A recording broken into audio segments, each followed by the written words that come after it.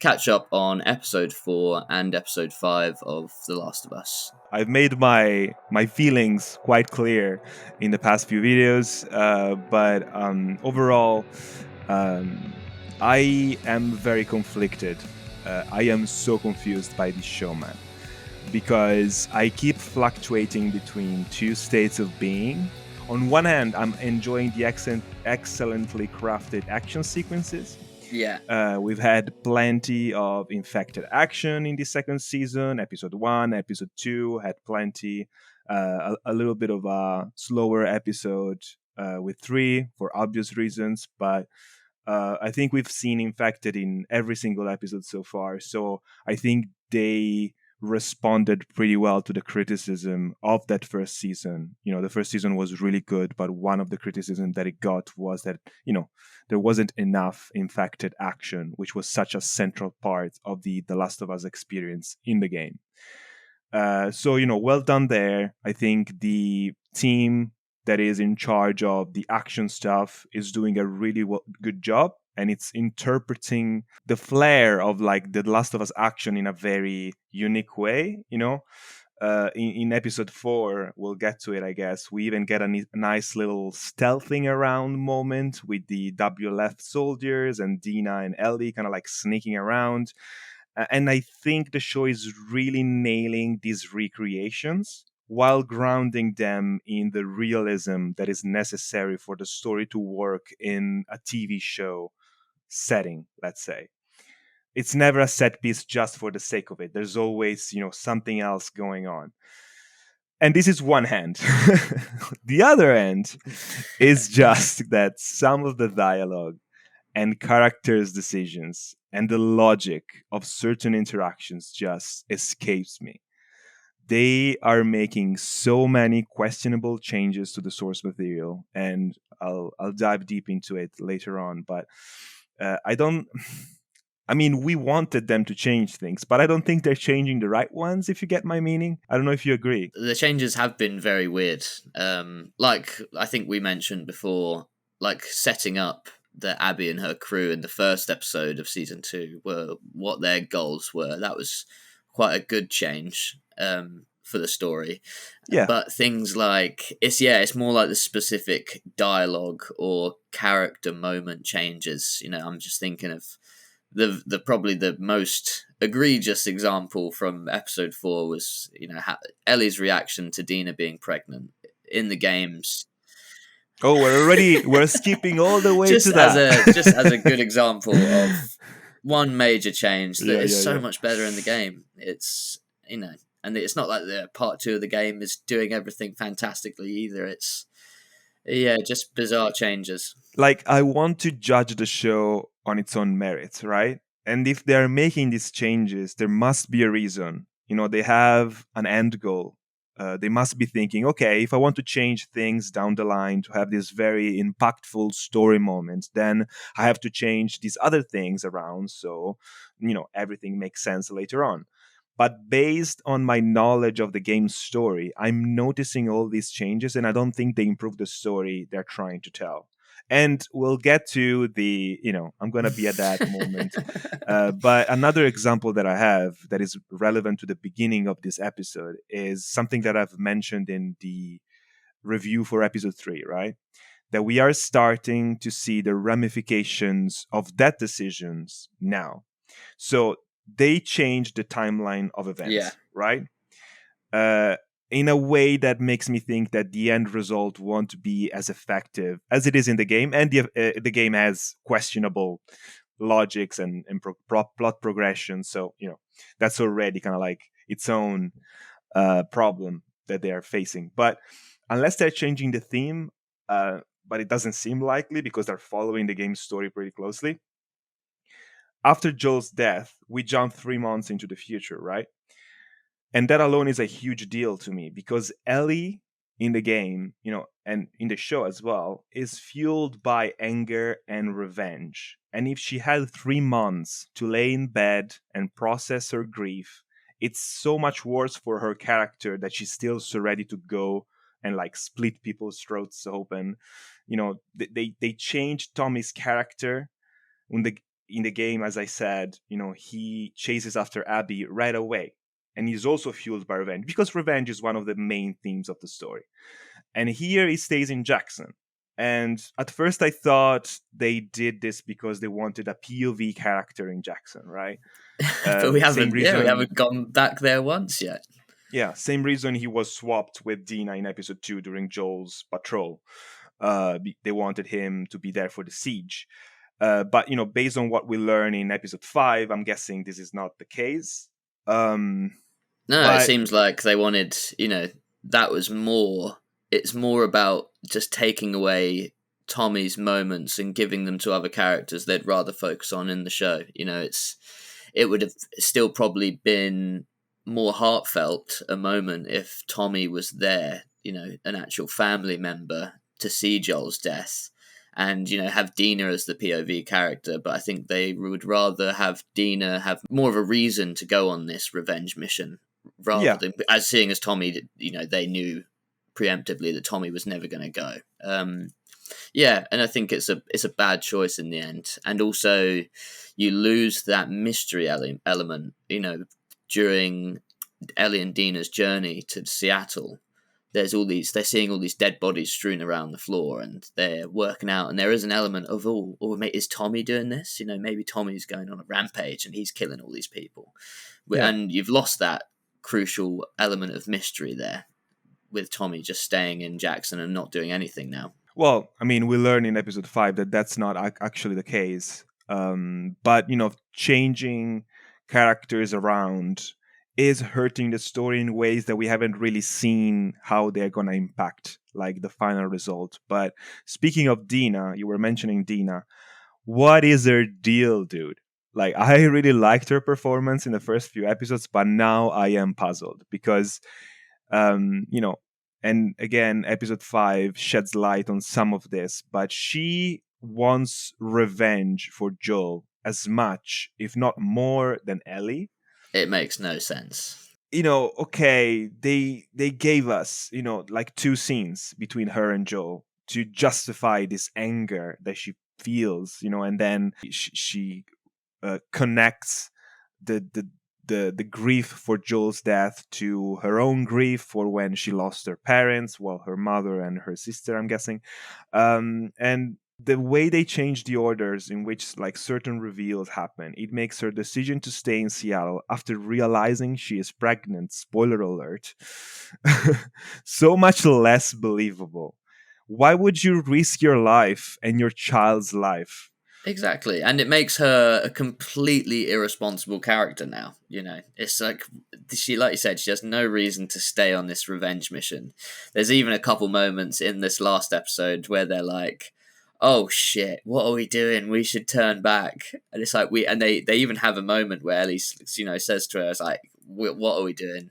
This is our final moment. We either go back or we don't." And they decide to continue on, and it just doesn't make It's any lip sense. service. It's lip service. They knew that people would complain, so they threw a line in there so that Ellie acknowledges that this is fucked up. But if anything, acknowledging it makes it worse because they just continue on this stupid adventure of theirs. They are in Seattle. By the way, they're already in Seattle. Everything is happening in Seattle. But there's an army there, and the scene where Ellie reveals her immunity to her was so bizarre. So okay, we have this sequence of events. They are exploring. They run away. Amazing sequence. The one with the infected and the WLF soldiers chasing after them, and then they kind of like have to go into the subway and through the subway train. And I felt, that's exactly how I feel when I am going on my morning commute. So that was very relatable. But then she gets bit because they have to establish that Ellie is immune, which happens differently in the game, because in the game, as we kind of like went into last time, but like in the game you have this thing with the spores that they decided to drop until they didn't. Yeah, I um, thought that was weird when they were talking about, oh, we had to seal them down there. I was like, oh, and are they now doing airborne? Like, Yeah, are they they're doing now? spores Yeah, again. I kind of understand the and I will explain why. But first, she protects Dina from this infected. She gets bitten, and Dina thinks, "Oh my God, you're gonna turn. You're gonna be infected now. Fuck, what are we gonna do?" And then she manages to convince her not to shoot her, and proves to her that she's immune, that she's not gonna turn.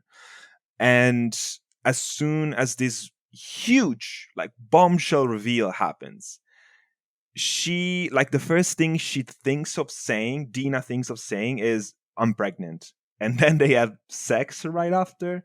it's Like, so weird because I saw the scene already memed on like social media or whatever, so I knew that was going to happen before I saw the episodes. But I couldn't believe how closely it was to those two moments. It's literally the next line of dialogue. You know, I'm immune. Then it's like I'm pregnant. It's like what kind of segue was that to that conversation? And then yeah, like you said, and then they just start having sex, and it's bizarre. I I don't follow their logic, to be honest, because yes, Dina was scared, and they established that really well. You know, she's pointing the gun to a person that she really cares about. So she's really scared, and she clearly is scared for her unborn baby, which makes you think, oh, why would you stay in Seattle then if there's an army there that could kill you? But anyway, it was a vulnerable moment for both of them, and they are opening their hearts to each other, revealing who they are underneath, if you will. You know, so I get what they were trying to do, but it feels like, you know, the thematic relevance of them getting physically closer after becoming emotionally closer, you know, was prioritized over the logic of the Yeah, moment and itself. Like, oh, you could still have that moment and them two ending up having an affectionate moment together at the end of the scene, but it was too abrupt. Like, we actually didn't mention the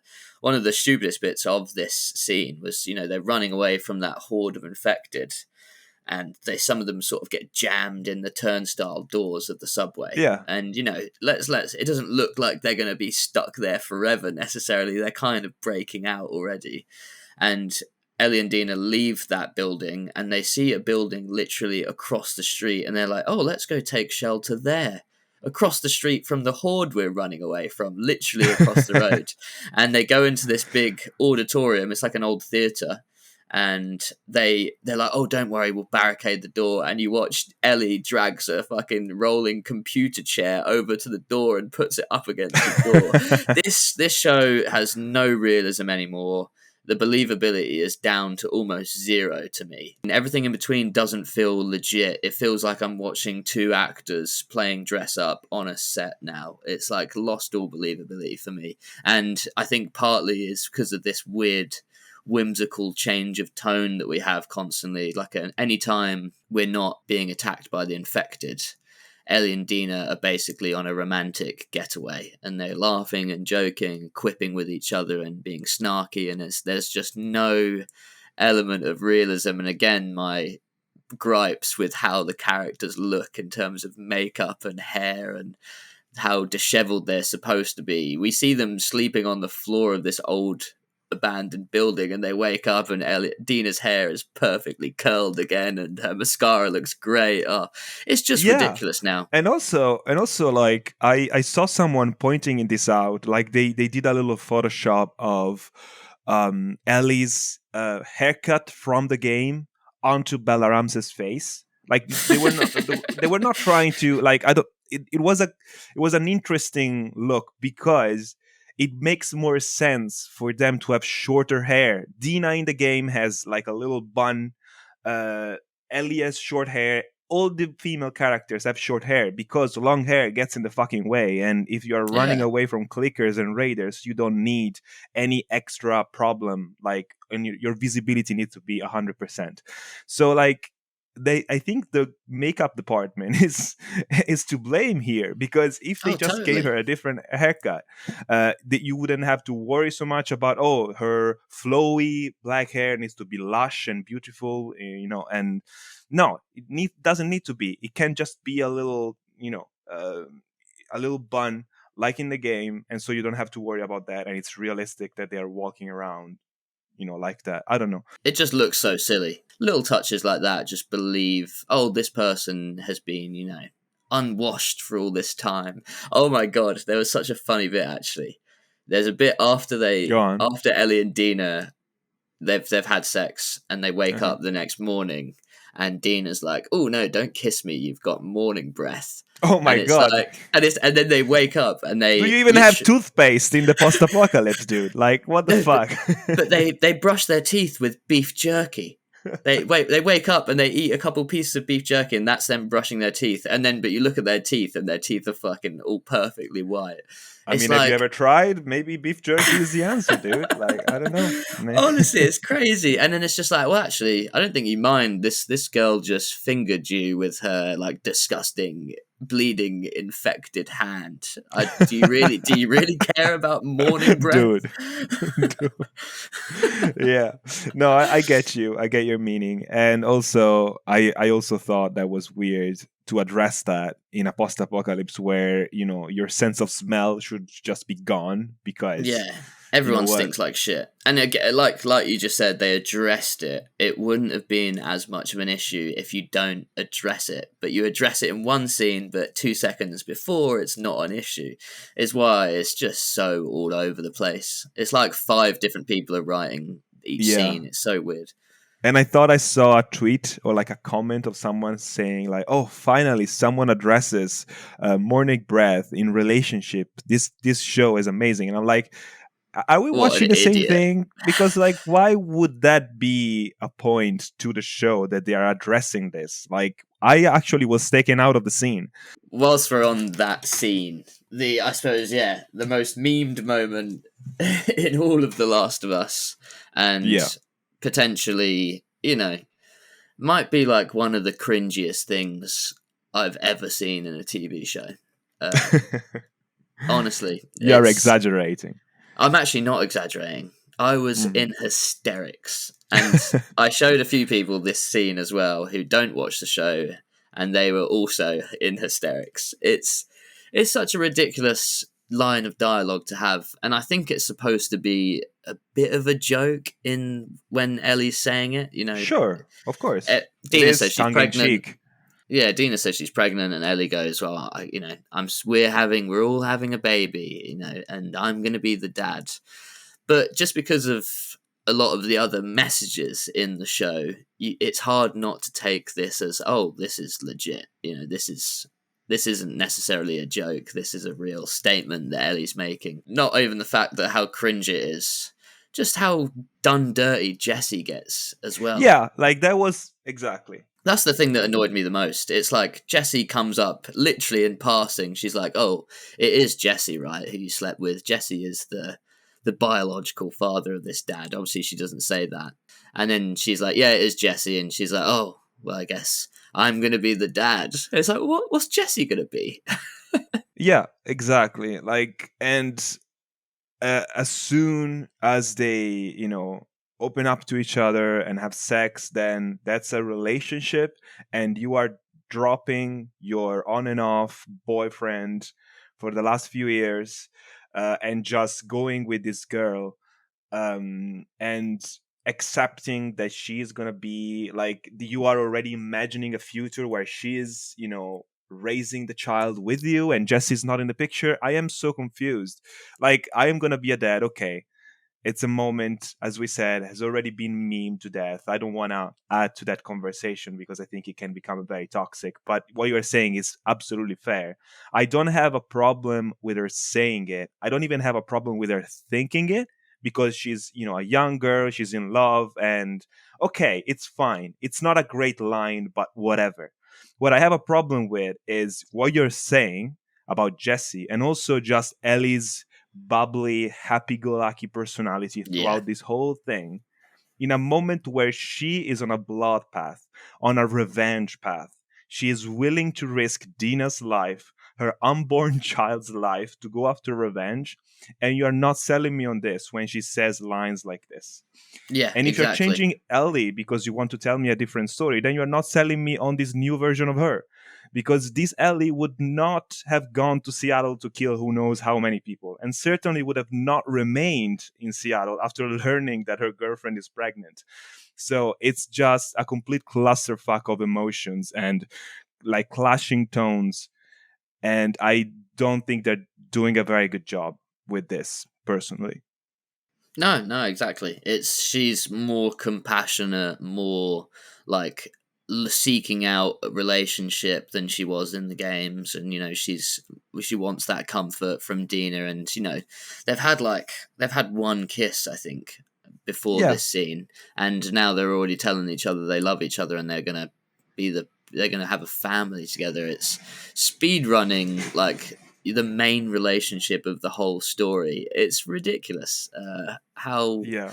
how little effort they're putting into this, and how they think that just jumping to these conclusions is okay, and thinks people can stay invested. It's silly. It's such a whiplash because in the previous episode, in episode 3, it seemed like they wanted to kind of like backtrack the relationship a little bit.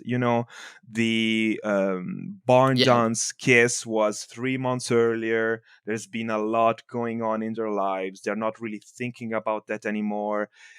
And so I was like, oh, so maybe they're gonna develop the relationship a little bit slower throughout instead, no, speed running, like one episode later, we're in love, we're gonna have a baby, I'm gonna be a dad. And it's such a weird progression of events, especially for what's to come. Like, I guess, I'm being nitpicky in some aspects because I know what the structure of the story is supposed to be, and so I'm constantly comparing and contrasting. But I'm not comparing and contrasting because I love the game and I want the show to be exactly the same. I'm comparing and contrasting because, that's how my brain works. But I am open to changes if they make sense. But I don't think they do. I'm sorry. It's so strange. like we said, clearly the show has seen a massive drop off, Oh and yeah, so like you clearly, think the ratings have dropped, and yeah. like Oh, how many? literally since the episode Joel's death episode, the ratings have dropped off quite drastically, in Okay, viewership. So that makes sense. just like we said, I think, and a lot of those HBO watchers are people who don't have previous experience with the games. So yeah, they're dropping off on purely on the levels of what the story is doing in the series. And we said it, and everyone said it. You do the same thing, you're not going to get different results, are you? Yeah, that's the definition of insanity. The theater is an iconic location from the game where a lot of stuff goes down. So it makes sense that they want to introduce the theater. I'm just like, you're right in saying that it's weird that they just exit the subway station and immediately go into the building, because and that's a result of them kind of like skipping all those exploration and chase moments that in the game makes you go from place to place. So it does feel like, okay, next story beat is in Seattle, so we travel to Seattle in 2 minutes, and now we need to go to the theater, and so next scene we are in the theater. And there are ways in which you can, mask time passing and them kind of like exploring a little bit more, but it does feel a bit, like everything is a little bit too small and convenient. Yeah, like I think we mentioned, like Game of Thrones, the last couple seasons, when you're in a world like this and you're fast traveling around, it makes everything feel not real. Like you need to feel that time and spend the time with those characters when they're going on these journeys to make the setting feel real, rather than, oh, we're moving to the next set and now we're moving to the next set. And something that also I clocked during that theater scene with Ellie and Dina. Yep. There's a bit after they're doing their plans. I think this may actually be in the next episode. This is episode 5, yeah. And behind them you can see the massive chandelier. All the lights are on in the theater. This beautiful looking chandelier in the distance, and it's like, what are we doing here? Are we in the apocalypse anymore? Or are you just trying to make like a really nice setting and cinematography? Because honestly, one of those shots, two chandeliers in the background, they're both lights are on. Everything looks beautiful in this theater. It's so ridiculous. It's lost all realism, like I said, for me.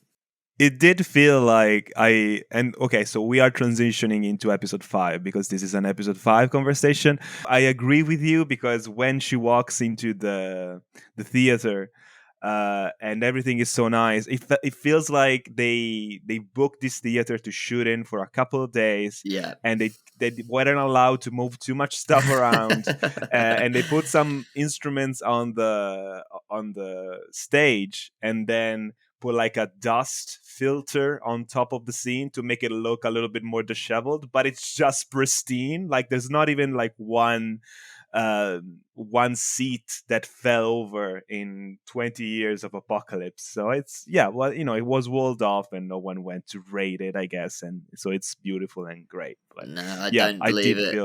I don't I did believe it. feel it was a bit weird. Yeah. And I suppose, well, you mentioned the instruments, and this brings me to another bad scene from episode 4. You can have a character playing a musical part or whatever, but doing like almost the whole song of "Take on Me" is ridiculous. I did like that scene though. I'm Ah, sorry, because it's a scene straight from the game. I know, Uh, and in a game when you're spending like, I don't know, the story and the gameplay is probably like 20, 40 plus hours or yeah, whatever. it's a down moment. In a It's yeah, show of how many are there? 7 episodes yeah. this season. In a show of 7 episodes, you have to cut that scene down. And then in episode 5, they Oh have my like an god! almost identical scene when she gets on stage, she finds a guitar, she sits down and she's about to sing, and she Yeah, goes through the first line of that Pearl Jam song. And I was like, oh my god, is she gonna sing again? And then yeah, she yeah, yeah. stops, and it's a very beautiful scene of her kind of like she can't sing, but she can't sing anymore. But like in my head, I was like, oh, thank God she's not doing the whole song. It's just a little moment, and we move on. Again, Um, terrible scene in back to back episodes. I was the same. I was watching it with my mate, and we were both like, "No, they can't do another full song. Like that would be I mean, crazy." music is very important to this game and to Ellie's character, so they have to cram some of this stuff in for the ending to make sense and to resonate emotionally. I think they're doing it not in the best way, but I do not like I disagree with you that it was a badly done moment. Maybe they could have cut to a different scene so that we don't have to listen to the whole song, but it was a very sweet moment, and I thought like if it was But because you as a yeah, fan of the games and a fan of the story, there's yeah. even yourself when you saw her go up on stage. I'm sure the whole time you were thinking, "Fucking hell, no! Like surely not." And Yeah, no, and, I and I'm did. sure I did. most audiences are thinking the same thing as well. And if that's how you're thinking during scenes of You're doing This something wrong. HBO series, it's a bad scene no matter what. And I think you could do either of those spread apart from each other in the story, and it works better. But it was, in the if you're putting these HBO, this one in particular is more of a long film cut into episodes. They're rushing it as well. Yeah, It's such a strange problem with pacing. in the space of 30 minutes, basically, you're having two almost identical scenes. It's ridiculous. And like we said, when we feel like there's so much little things missing, like all the journeys and all the trials and tribulations to get to each destination, this stuff feels wasted. True. But I am going to say something controversial now, since we are transitioning into our review of episode 5. I think this episode is quite good. I enjoy It's a lot better. It's a lot better than the last one for sure. this episode is well structured, it's well paced, there's a nice ramping up of tension throughout the episode, and I thought it was probably the best of the season so far. It's not saying much. We've been very critical of the season so far, but it was good. You preferred it Um, to episode 2, yeah? yeah. Yeah, I mean, episode 2 because here now I am kind of like judging the show on its own merits. I'm trying to, at least. I'm saying, okay, so this is the story you want to tell. Let me see how you tell it. In episode 2, I was still holding out hope that they would alter the course of events slightly, change stuff around so that things don't play out exactly the same as they do in the game, and they didn't. So I was disappointed, and that's why I disliked episode 2, even though it was fairly good episode with great action. I think this one, since now we are in really getting into the flow of what this story is going to be about and introducing all these factions and seeing how they work, I think this was the episode that they needed to nail to sell people on this new version of The Last of Us, because The Last of Us was a very different show up until 2 episodes ago. It was a show Yes. about a girl and a guy and an older man and the relationship, and now it's about something else entirely. So you need to Yeah, sell yeah. them on how this could be cool, actually. Um, I somewhat agree with you, but I think again, it's the bits I'm enjoying are still the more spectacle moments. They're the action sequences. They're when we're dealing with the survival horror elements. These are the bits that are still getting me engaged. yeah. It's none of the character moments or none of the dialogue is hitting for me anymore. Well, Um, I have a few exceptions to this because I yeah, agree sure. with you that the dialogue with Ellie and Dina is somewhat lacking, you could say. But some of the other stuff is working for me. Like we have this intro sequence, right? Oh, we by the way, we failed to mention the flashback sequence in episode 4 with Jeffrey Wright's character. That was interesting, and also I'm interested in seeing Jeffrey Wright's performance. I mean, I love him. I think he's a He's a great great actor, actor. and he Yeah, yeah. brings so much heft and like gravity to the role, and the voice is amazing. So I was really I was really loving the intro. Uh, Puzzled by it, intrigued by it, because Isaac's character in the game is very, very minor. It is played by Jeffrey Wright in the game too, which is Yes, yeah, puzzling yeah. too. Do you not But get that scene in the games then, where he throws the grenade in the back of the no, truck? this the flashback is new to the show, so they're showing some of the backstory to Isaac that you only Okay, find in writings, and like yeah. because exploring around you can find different like letters and files that you can read, and you find out about him a little bit more. But he is very minor. He doesn't have much to do in part 2 the game. So So I'm he doesn't kill Josh from Drake and Josh in the games. Oh right, that's what it was. Yeah, Its face yeah. was familiar. It was so Great. jarring whenever I see him in something because he's in quite a few little films here and there, and I'm always like, oh, it's Josh, and I could never sort of take that out of his performance. Like it seemed weird, and like the dialogue in that scene was weird.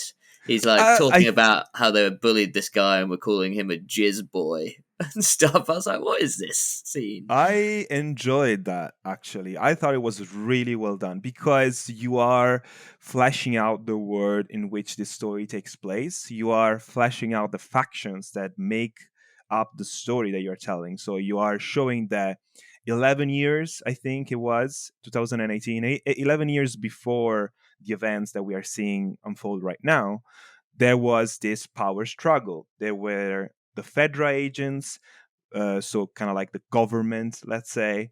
And Isaac, Jeffrey Wright, was part of this faction, and he decides to betray them and give power to the people. And he kind of like allies himself with this woman that is a new character that wasn't in the game, and we'll get to why I find that weird. But um, so I think they're showing how Fedra is not really like taking into account the humanity of people. They call them voters, and they explain why that's funny. And you can tell from the conversation that they're having that these people that they're talking about are probably early Seraphites, so the scars, the bold, weird people that we saw. And are going to play a role in the story. So I think that was inspired. That was bringing me back to the flashback moments in season 1, uh, which I loved, all of them. That kind of like explain stuff from the show that would not be able to explore otherwise because we are living the here and now of the story. So I thought that was well done and intriguing. And then when we go back to Isaac and he's interrogating this guy, and the interrogation sequence was really well done, really brutal, classic. Like he introduces a conversation. He's talking about this pan, and you understand that okay, so when are we going to reveal what's actually going on, and how the Seraphite kind of like holds out his hand at the end, showing that he has no power over him, and he kills him right away. And then you see the guard that he didn't kill at the beginning of in the flashback, that he's now kind of like his left hand man, and he listens to everything he says. I thought that was fairly well done, and I'm curious to Yeah. see what they Yeah, do no, next. I genuinely, I think all the scenes that have featured Jeffrey Wright in it so far have been decent and definitely levels All above the what two scenes. have definitely been good. And well, maybe I more mean any of the scenes which are fleshing out more of the outer world have been Yeah. quite good, with the scars and with the WLF. I think a lot of that's been the stronger stuff so far in the last few episodes. Just because of how bad the writing was in episode 4, I thought Jeffrey Wright was just talking. Initially, he was just talking out loud and doing a massive exposition dump and just talking to himself. And this was just basically for us. I was like, I'm hoping the camera's going to pan around and there's going to be somebody else in the room at some point, but I wouldn't put it You past would the show. expect a good show to do that, but Yes, like you would. you cannot be sure anymore. I was like, is he looking into the reflection of the pan and talking to himself and just giving an exposition dump to the audience? Honestly, that's where my mind was going at the beginning. But yeah, I thought this was cool. And you broke the truce. We broke the truce. I'm not doing this chicken and egg game with you. I thought was Yeah. a really nice way to sum up how these two factions are dealing with each other throughout the years, and what Ellie and Dina are coming across. I It's thought, interesting, but it's very generic. yeah, I mean, yes, It's very base level as of yet, anyway. And there's not that many episodes. We haven't delved deep into the characters on either side yet, so we haven't got a bit more of what's going on at the moment. We have a general overlay of how this conflict started, and yeah, it's classic. I mean, Apocalypse. You have your crazy cultists and your sort of crazy sort of fascist militarized leaders. It's yeah. it's nothing original, but I am enjoying those elements still. I think those are well done. And this brings me to the intro sequence, the cold open, I should say, in episode 5, which sees this lady that Jeffrey Wright's character, Isaac, has, created an alliance with at the beginning of episode 4. We see her talking to this other WLF woman agent, I guess. Yeah. And she's describing what has happened to this team. And this is where I think the writing that we've been criticizing so far actually shines, because this sequence was really well done. It was a great intro, great dialogue. It was an evocative description of this scene. It was certainly a budget constraint, maybe, that they didn't want to show. Maybe in a movie they would have shown like this big group of soldiers, military, going into the hospital and then finding the spores and then getting locked inside. But then we get this woman to tell, it was artistically done. This woman tells her a report of what happened, and we can kind of like picture it. And we have hints at what's to come with the spores, and I'm looking forward to it. And they've been nailing the action sequences, so I'm guessing they're gonna do right by us with that stuff. It seems more of an adult show, and it's more appropriate tonally when our characters are adults in the scenes. It's this was a much better scene. Like you said, set the tone for the episode, similar to the last episode with the flashback sequence. Keeps you intrigued of what's going on, and obviously later we get a good callback to that opening scene at the end of this episode, and it's rare that this show has done that. It's structured more episodically in this episode. Yeah. We have a nice an open and a closer, which is thematically accurate, whereas I feel like a lot of the other episodes, they're just cut and it's not like they haven't been planned as a singular episode. It's just a piece of the following of the story. So yeah, I like that about this one. I only have two gripes, I guess, question marks for this scene. I am confused by two things. One is why it couldn't be Jeffrey Wright's character to interrogate this woman instead of this random new lady that they've introduced, because that's a Yeah, new character. So I was really hoping for Isaac to take center stage as the leader, because it was an intriguing character in the game, but it was very minor. It didn't have much of a presence. So now that you have Jeffrey Wright reprising this role, just have him in the show more, explore him more. And instead, okay, we're going to introduce this new lady character who's also a leader of the WLF alongside Jeffrey Wright, so that we can split scenes and have her in other scenes where maybe it would have been better to just have one character, yeah. and that was Isaac. So that was Absolutely weird. agree, especially because we've had such small screen time from them, and with so few episodes, I think totally agree they should have turned that into one character, because we still don't really know anything about this woman who did the interrogation yet. So it 100% feels, and again, probably I'm saying this because I know that she's not from the game, but it 100% feels like something that was dictated by a need for Isaac to be somewhere else later on, maybe. So they need to introduce this other character. I don't know. I'm speculating, but it jumped out at me as like, why isn't Isaac interrogating this lady? And yeah, also, my other question that I have for you, but I don't know if you have an answer, is I didn't get why, because we've established that they've been in Seattle for a very long time. So why are they exploring the hospital now, and why do they need the lower levels of the hospitals now, out like when they've been in Seattle for all these years? Like I didn't get that. Like all of a sudden. no, they didn't say. Just a plot convenience, I think, is your answer for that one. It needs to happen now. Because we're all at home watching, so it must happen now. Yeah, there you go. But yeah, and then the show goes back to Ellie and Dina, and I feel The like theater. yeah, and I feel like again we are dropping back down in quality here with the show. We get them sort of planning where their next moves are.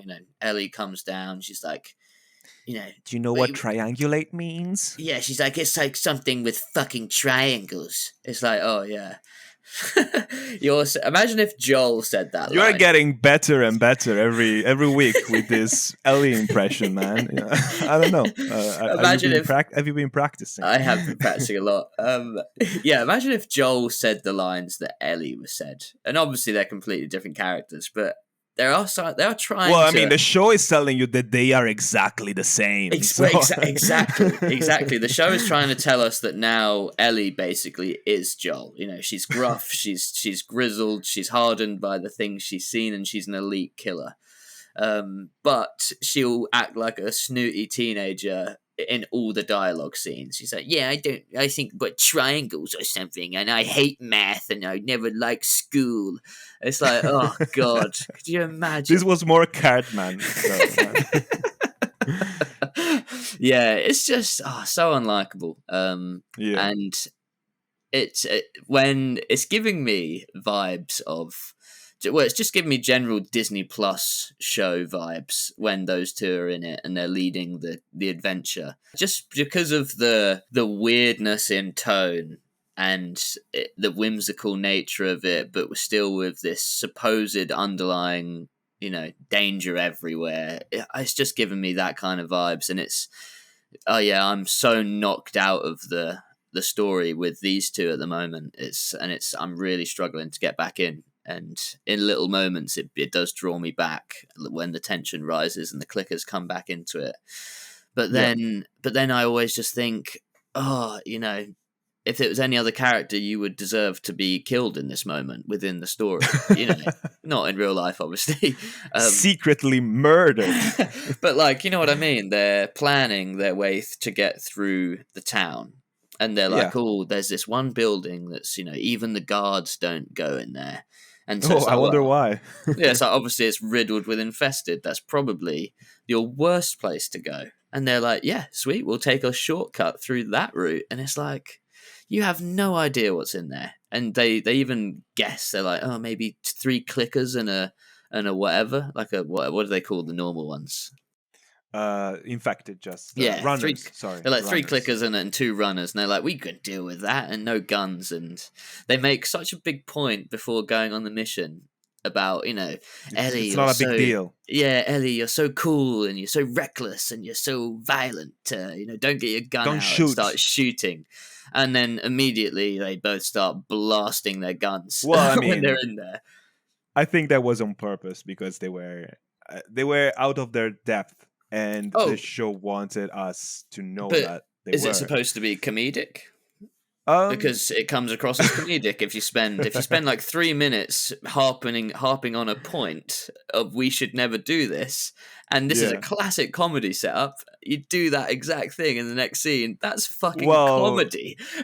it doesn't happen quite as you say. Like, they discuss the possibility of having to use guns, and Dina is like, oh, you shouldn't use guns because then they're gonna hear us and they're gonna chase after us. And they establish the idea that if they shoot a gun, then the soldiers will hear them and chase after them, so that when they are shooting at the infected, oh my god, even if they manage to run away from the infected, then they have another problem to deal with because the soldiers are coming. So I thought, like, I understand your criticism, but the dialogue was there for a reason. They could To have done it in a better establish, way. yeah, trying to Yeah. establish that external danger that's also encroaching on them. But it just, yeah, like I said, it felt almost like a comedic setup to me, that moment. And it's a bit like, oh, maybe the point is, these girls are in way over their head, and clearly they weren't prepared for what's to come. And it's like, well, we know that already. All the audiences knows that they are not prepared for what's to come. Yeah. Yeah, it But seemed like an odd choice, and then especially, they get into this. It's like a disused. It's like a warehouse or sorry, something, isn't it? before we go into the warehouse, I Yeah, just wanted to mention something real quick, because we said we would go back to it when we were reviewing episode 4. So when they go out there, like, they leave the theater to go to the warehouse to kind of get to, I guess their objective was the hospital, right? Yeah, because Nora is there. And they come across these corpses of Seraphites, the scars. yeah. And this is where they finally address the obvious, And Ellie's like, "Oh, what are we doing? Dina, you shouldn't be here." And how this was just something that they put there because they wanted us to be like, okay, so they know that this sounds weird, but we're going with it. And they made up this kind of like backstory about Dina, um, which I don't mind. I thought it was fairly well acted, interesting story about her kind of like killing this raider when she was 8 years old, Yeah. and it makes sense. I guess what I'm trying to say is the show is trying its hardest to justify Dina's presence in the story, even though she's pregnant and she shouldn't be there. And because in the game, Ellie at some point just leaves Dina behind at the theater because she is injured and whatnot. And Doesn't Dina also have a lot of reservations about the mission as well in the she game? does, and she goes after Ellie to kind of protect her and keep her in check.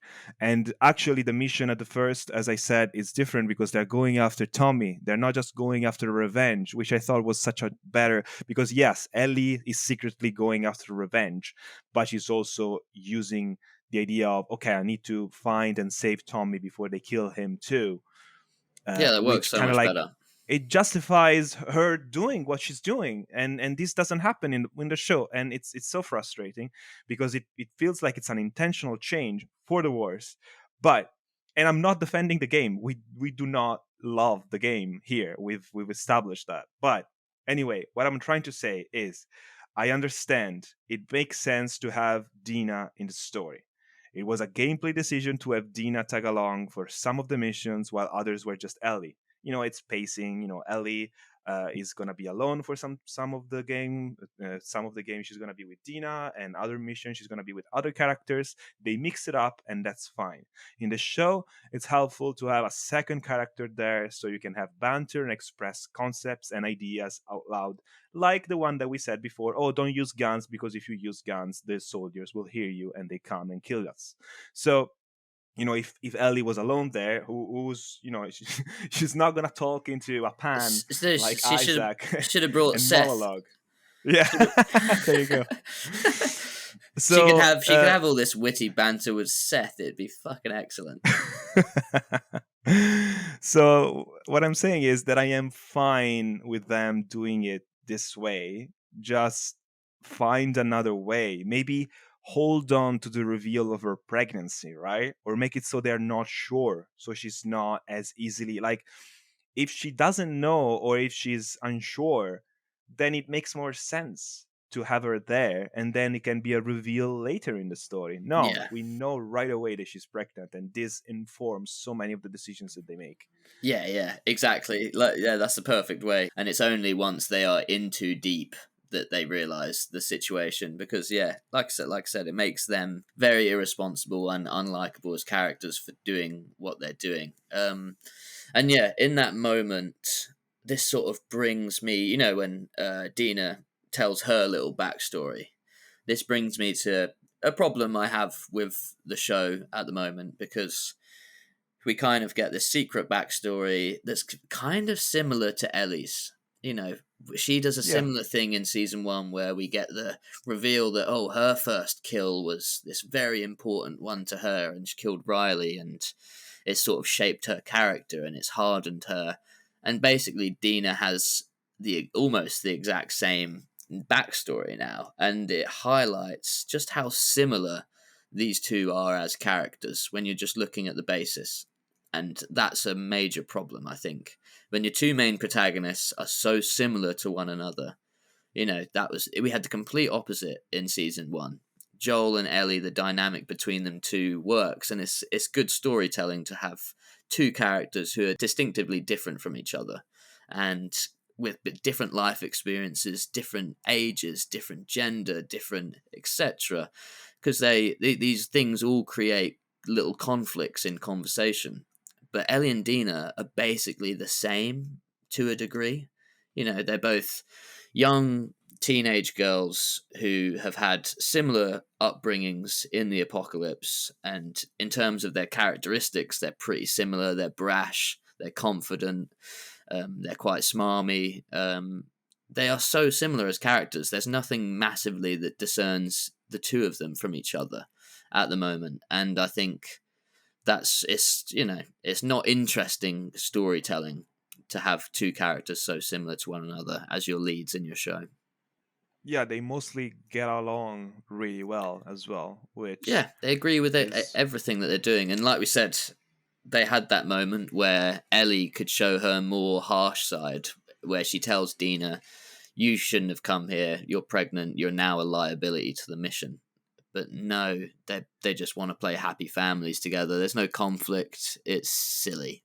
Yeah. maybe that's to come. I don't know. I want to be fair to the show, because we do see this aspect of Ellie bubble up at the end of the episode, and I thought that was fairly well done. But yeah, I despise the fact that because that's exactly what, as you said, Ellie is consumed by rage, and she doesn't see anything else. So to show her so bubbly, so happy, so okay, Yeah, let's not in this it's show is she annoying. consumed by rage, that's for sure. Yeah, it's weird, like because it makes some of the character decisions that need to happen for the story to happen to feel just weird, because this is a different Ellie and she's not as it's strange. But anyway, let's move on. You were talking about the warehouse and the stalkers there, which is actually a scene that I like, so Yeah, let's go back there. our favorite characters, the zombies, finally come back into it, and we go into the And they try warehouse. to kill them, so I know, god damn it! One day they'll win. And they go into the warehouse, And you get a nice bit of build up of tension. I thought it was kind of obvious where it was going. As someone who's, I don't know whether this happens in the games, I was like, oh, there's going to be the stalkers here, or at Oh least yeah. I thought, Stalkers for sure. yeah, you And I knew the love stalkers that were they going to be in there. reveal like, oh, it's just one. Oh no, it's three. Oh no, it's six. I thought that was really well done. Really But at the cool, same, creepy in the yeah, background, but it raised the stakes to the so point much. to the Yeah. point where there was no coming back from it, and I was like, oh shit, like how the fuck are these guys going to get out of here? Um, Unless someone shows up. and to be fair, my mate called it as we were watching. As soon as the guns started firing, he was like, "Oh, I bet Jesse's come to save them." And I was like, "No, that would be too like contrived if he just rolls in and saves them in this moment." And lo and behold, we actually see Jesse Ex Machina. Jesse takes out like one or two that we see in shot, and then just Yeah. grabs them and they run and they're safe. Even though this warehouse was like full of infested, I don't know how well you can rate the scene before when the end of Yeah, the scene when the is done so resolution is badly. so stupid. Yeah. Yeah, and I agree. it's the same. Yeah, it's the same with a lot of the action sequences. It's did I ever feel that Ellie and Dina were in actual danger? No, and I don't think they're going to be. I don't expect them to be killed off at this point in the show or face anything too tragic. But when, like I said, when you see all those stalkers and all the infested, I was like, oh man, there's no way they can get out of this situation, and they do really easily, and they don't just get away from all the infested, but Jesse takes them away, and they evade capture from all the soldiers outside as well, just by hiding Yeah, in a but bush. they run into the Seraphites. They like kind of like These guys um basically live right next fucking door to each other. There's two bushes. There's two bushes which well, separate the scars and the WLF. that's where the conflict comes from. It's like, oh, where do I plant this pot of basil? Oh, He's I like, can't there. There's a Seraphite. I'm gonna get those scars. I'll find them. It's like you don't need to look hard. They're literally just in those trees next door. It's silly. But It's again, it's breaking the tension for me, and it's ruining the good stuff the show is doing before. Because again, we go into the woods, and it's kind of a cool, classic creepy scene where our main characters are watching the evil cult do something, and they do something awful, and it's like, oh shit, straight from the game. yeah, and that was quite Exactly. a cool scene, and you're like, oh, we definitely don't want to be captured by them, but it's yeah, I just think, oh well, they just evaded an even more dangerous situation earlier with so little problems. I'm sure they'll get out of this pretty easy too. Yeah, it was disappointing, and Jesse rolling up at that time. This happens in lots of movies and lots of TV shows. They're saved at the very last minute sort of scenario. Sure. you know and it makes sense that he's there, but like he found them because nice triangulation, by the way. Like that's how, okay, so they're gonna be in this building and I'm gonna show up in the nick of time just to save you. Like, He yeah, just it happened to feels a roll bit into that contrived. theater that they, out of all the buildings in Seattle, you just happen to walk into the theater and see their maps. It's so contrived, and I think if when the show's trying to be this gritty, realistic take, you can't have such massive plot contrivances. On a more of a positive note, if you don't mind, Jesse's when back. Jesse I like when Jesse. he Jesse, I like Jesse, and when he shows up, there's a clever bit of cinematography there, because in the marketing material for The Last of Us, right, some of the scenes featuring Jesse had been tweaked so they would feature Joel instead. They wanted to mask the fact that he wasn't going to be in the latter part of the game. So the trailers had scenes where Jesse was Is swapped is that with cool or is Joel. that false advertising? Um, I never understood this criticism. Even the Avengers trailer lied in the marketing. They want to surprise you. They want to show you cool stuff, but they don't want to spoil every scene that happens in the movie, so they make new ones. It's extra work for them just to kind of like hide stuff from you, and I thought that was fine. Like, I was surprised. And when stuff happens in the game, you're like, oh, but I saw Joel in this scene later on, and then you're, oh, okay, it wasn't Joel, it was someone else. So Oh no, anyway, that was a good scene I saw in the trailer that's not actually real. yeah, I understand partially why people would be upset, but I also understand the desire of the developers to hide some stuff from us. But I'm not going into that now, because that would be its own video, I guess. But they do, I think, want to echo that here with the framing, because Ellie, like us, expects Joel to be there to save her. So it works within the narrative of the show, but also as a meta narrative.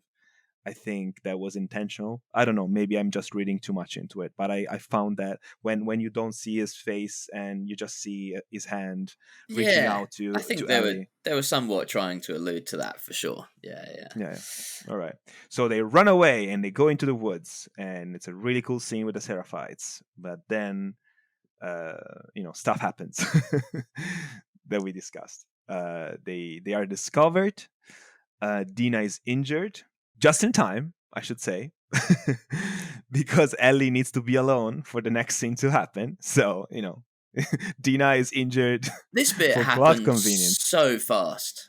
This like the last bit of the episode was so rushed. How they separate, and we see Ellie have a little look back to the town, and it's like, oh no, I'm gonna go back in, get to our destination, and within literally the next scene, she's there and Nora's there, and the confrontation happens. I thought it was quite weird how quickly that all.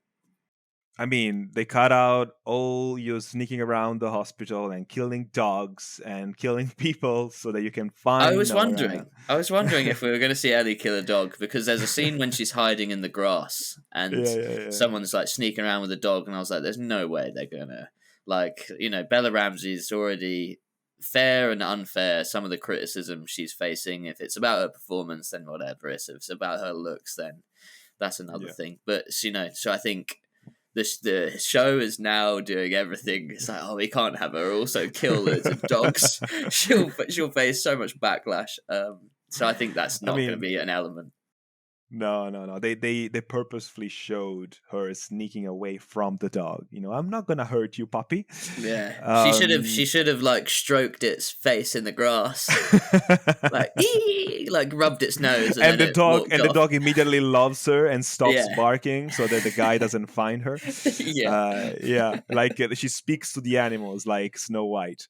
So I wanted to say this because they go the extra mile to justify Dina's presence in the story in previous episodes, right?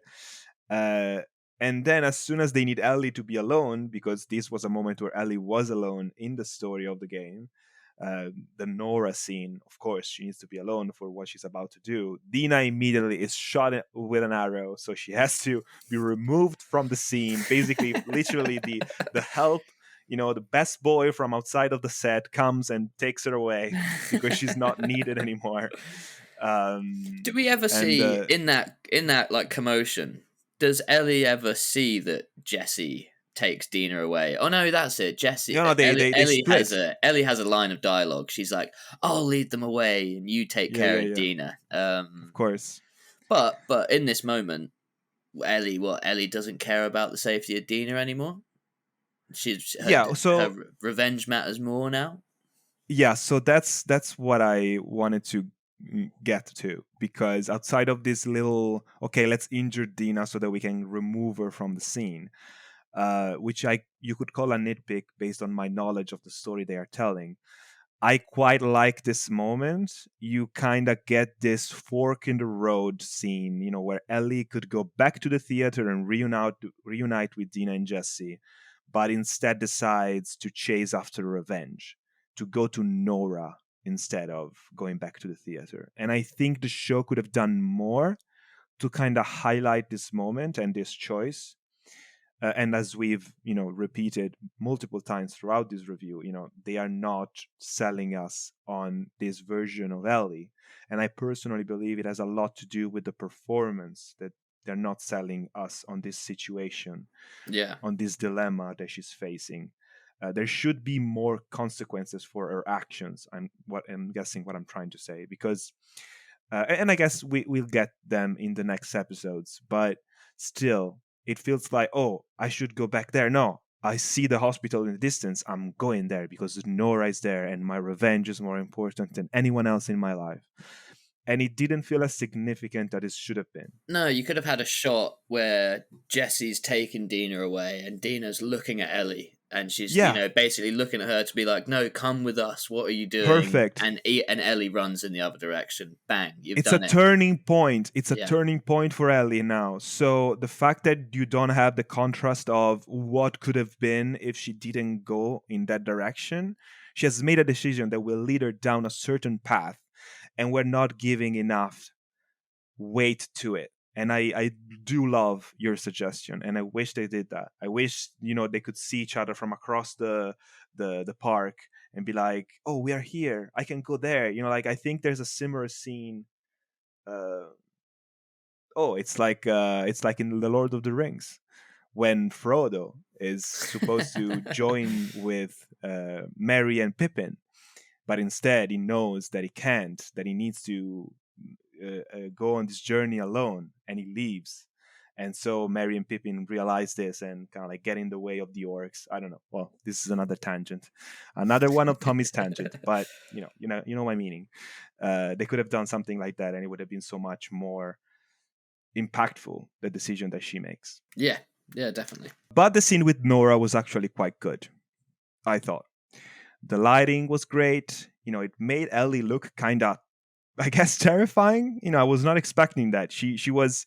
I said this before. I think her performance is not the best in certain moments, but her eye acting is really good. Like she feels empty inside in this scene. I don't know if it's the lighting or there's something with her eyes that really, she's royally pissed, and it shows. I was afraid for a second there. I don't know. I didn't think it would work. I didn't think I would buy this version of Ellie doing certain things, and I think they did a decent job. Yeah, this is one of her better performance moments, I think. I'm still not necessarily sold on how sinister she was in this moment necessarily. I think a lot of that for me was down to the setting. Like you said, I thought the build up to get to the position where Nora was, we're seeing all these infected people stuck to the walls. I love that. Yeah, they I looked love that. great, and then just all the spores in the air and the red warning lighting and the dark corridors. I think that all that stuff was so well done that it heightened this scene a lot. Totally. And I guess we should discuss this lore thing, because I am a bit confused, or I should say curious, about the spores. On as we said, the spores were removed from the show for multiple reasons. It didn't make sense for the infection to spread, through the air, because then everyone would be infected and there would be no show. So in the game, you had this stealth section and sections where you had to wear a gas mask to protect yourself from the spores. Of course, Ellie doesn't have to do that because she's immune to the spores. And so they remove this aspect of the infection and they change it so that it's like this fungi that kind of like grows underground, that has roots everywhere, and infected feels you from a mile away because you step on a root. And on one hand, I understand the desire of replicating like the oppressive setting of the hospital from the game, and bringing back spores is a great way to kind of like up the ante. I guess the place would not be as horrible if it was just regular fungus on wall, but they removed that aspect of the infection for a very specific reason, which is it doesn't make sense. So now it messes with the realism of the show. I don't know.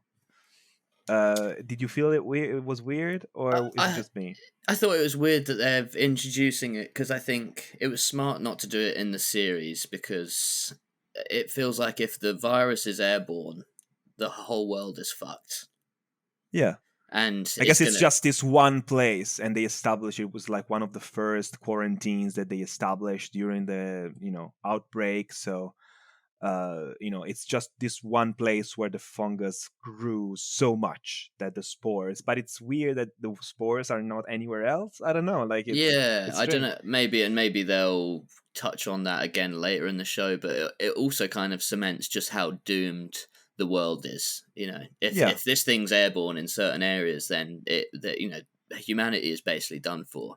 it does feel like the word of The Last of Us and the infection itself and how it works are developing and evolving, which makes sense and makes the world feel more alive and real. Uh, But but yeah, with the other, I didn't have a massive problem with it though. I thought it added yeah, no, it's it just created just a nice little action set piece, and I'm sure maybe it'll happen absolutely, in other areas now too. yeah, because we have more stuff to come with the hospital, but it's just the added context of how they changed the infected biology in season one. It does feel like they wanted to bake the cake and eat it too. Okay, we don't need spores now. We need them now, so let's reintroduce them.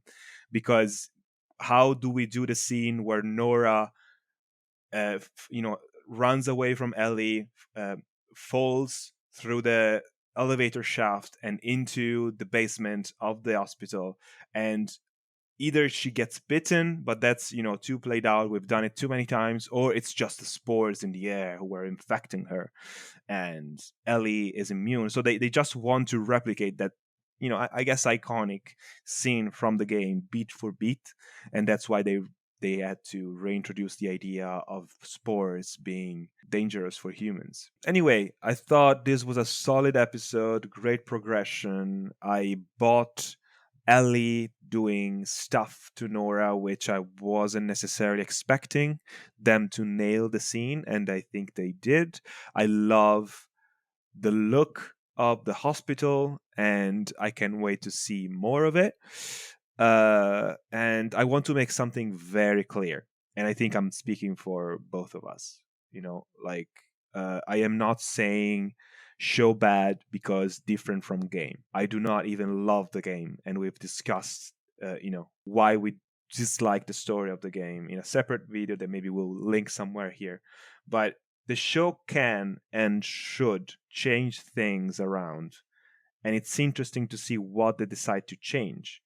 But I am not a fan of how some of these elements are shaping up, and knowing how the story should develop, I am confused and even a bit scared, if you will, because, and I guess this is spoilers for people who haven't played the game, but based on what we've been seeing so far, I think they are actually really doing it. They're doing the thing that I briefly mentioned I hope they wouldn't do in my review of season one and expectations of season two. They are going to split the season exactly where the game splits and changes perspective to Abby. And season three is going to be Abby centric, and this is going to piss people off all over again. And I do not understand why they're doing this. They could have so easily swapped perspective episode by episode between Ellie and Abby's group, and instead they are following Ellie's story. So this leads me to believe that, episode 7, theater, and then cliffhanger, and then a whole season, week by week, to wait to go back to that moment in the theater. I don't know. I am so confused and scared. We haven't seen Abby once yet since she killed Joel, No, have we? That's crazy. no. That's crazy. Which That's is what just happens in the game. So they're following the game so closely now. They're changing a few things around, but this is basically the game. especially because And it's not like we're so centered on Ellie and Dina. We're cutting away to little vignettes of other stories during these episodes too. So it's such a bizarre choice not to show us what Abby's up to or where maybe she's she's in the at. gym. She's in Yeah, the gym, man. let's hope so. But honestly, that might be a welcome thing to hear for a lot of people who aren't enjoying the show this season. That don't Oh, worry, really? season three has Ellie's a not gonna be in it. season three has a different main character, so don't worry. Um, But I think by Yeah. that point, too many people will have already dropped off, and I think it will not be what it once was. Yeah, I suppose. What would you give? You had to give a score for episode 4 and episode 5. Episode 4 was just okay. I give it a 6, 5.5 maybe. It was entertaining enough. I loved some of the recreations of moments from the game. The guitar scene, as we mentioned, was really touching. I thought it was really well done. It was basically shot for shot from the game, even though it has some problems that we've discussed. So yeah, 5.5 or 6.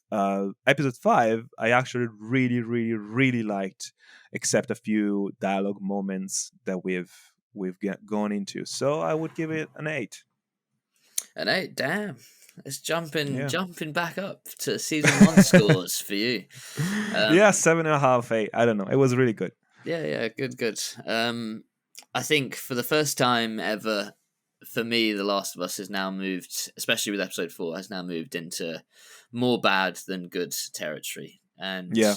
I'd give that episode a 4, maybe 4 out of 10. I think that it was below average for decent TV. I won't just give it points for looking nice and good spectacle moments anymore when the rest That's is fair. so down. And I think the last episode we're back up to an average. It's 5 out of 10 for me. I'm not excited to That's continue. average to you. That's interesting. 5 is average. Yeah, is yeah. it not 6? Like Nah. 6 is like enough. 5 is already kind of negative. See, I'd say 5 is leaning, 6 is good. It's above average. All right. But I suppose This metric is fucked. The scores can be quite subjective. But yeah, I'm personally not excited to watch the show anymore. I feel like I'm doing it as almost homework now a little bit, which is not how it should be. Are you not looking forward to me speaking for an hour and a half about how this differs from the game for this reason and that? This is these conversations are way better than the show. Okay, there you go. But yeah, the show itself has become a little bit taxing for me. I think unless something majorly exciting happens in the next 2 episodes, I really don't think I'm going to be tuning in for the 3rd season. They need to do the big infected guy in the hospital basement floor. Oh, is that where that happens? Yeah, that's where like the I think it's the level below, because they said that there's like B1, B2, and B3, and the scene with Nora happens in B2. So you can imagine B3, what a fucked up place that is. Oh, cool. And so that's something to look forward to, in my opinion. I don't know if we're gonna do this in this season, because I think, and I don't remember, but I think it's Abby, the one who goes against the big infected guy in the hospital. So I don't know if Ellie, because it makes more sense for Ellie to go down there, because she's not. She's not. Unless Abby's going to wear immune. a mask, but they haven't really done any of that in the show. Well, they're definitely going to do that, because people are going to need masks to go there. Yeah, we shall see. I suppose the one thing I'm intrigued about is I can't wait till Jesse finds out the news about Dina's pregnancy and how that's going to go. His role in this. I'm very intrigued to see how he's going to take the news that Bella Ramsey's the father of his child. I'm sure it's gonna be super adult and nice about it.